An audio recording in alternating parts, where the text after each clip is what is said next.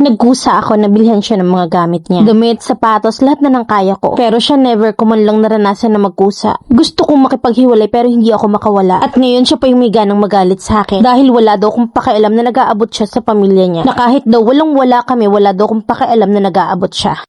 Year 2019 na nagkakilala kami sa isang resto. Kakauwi ko lang galing nun sa Manila at nagkataon naman na may bali-balita na merong COVID. Kaya't pinauwi ako ng nanay ko sa probinsya namin. Waiter siya sa resto na yun at ako naman ay kinuha bilang cashier. Hindi kami masyadong nag-uusap pero ilang buwan lang ay nanligaw siya sa akin. So fast forward ay 6 years na kami ngayon. Nandun yung lungkot, saya, kilig at marami pang problema ang dumating pero nalampasan naman. Pero itong problema namin recently ay parang hindi ko na ata kaya. May munting business ako at merong trabaho. Yung business ko naiiwan ko sa nanay ko at may kinuha rin ako para makatuwang niya doon. By the way, I'm turning 29 this year. Ang issue namin ay 6 years na kami magkasintahan pero wala pa rin siyang ipon. Nakakalungkot lang na pag nabibitin siya ay sa akin siya lumalapit. Sa akin ay okay lang kasi nga meron naman ako. At naniniwala ako na kapag kaya na niya ay babawi rin siya sa akin. Pero may time kasi na dati ay nabitin din ako at lumapit ako sa kanya. Pero wala akong nakuhang tulong sa kanya. Pero pag pamilya niya ay laging meron. Syempre hindi naman ganoon kalakas yung business namin at minsan ay nabibitin din. Hindi ko kino-question ang pag-abot niya sa pamilya niya dahil pamilya naman niya yon. Pero ang sa akin lang, bakit pagdating sa akin ay laging wala? For 6 years, where am I?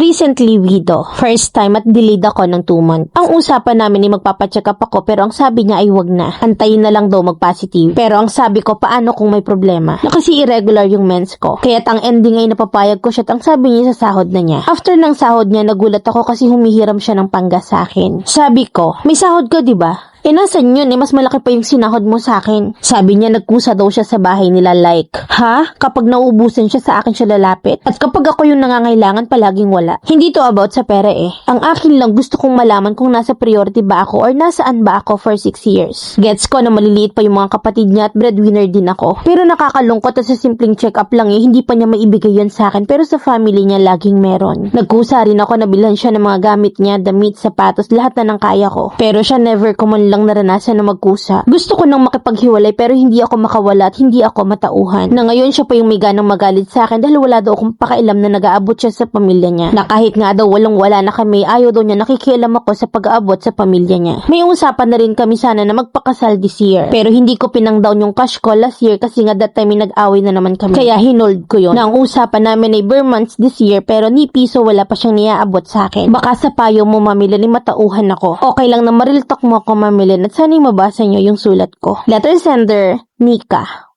Where am I for 6 years pero panay ka pa baba? Anong hinahabol mo dyan, titi lang talaga? Ante mo hindi ka nga priority. Ilang beses kang binigyan ng signals pero dermatology ka na di ka makabitaw. Papabuntis ka pang talaga ni pampacheck up wala. At kahit walang-wala, wala kang magagawa kung magbigay sa pamilya. Pinasisilip na sa'yo ang impyerno pero papasakal ka pang talaga. Na parang nakakita ka ng tae pero iniwasan mong tapakan pero pinilit mong tikman. Okay lang yan na hindi ka priority. Sige na pasakal ka at baka mapunta pa yan sa iba. Magpaanak ka ng magpaanak para dama yung anak mo sa katangahang pinasok mo. Hindi real talk yung kailangan mo, te. Kundi 1 dosenang sapok.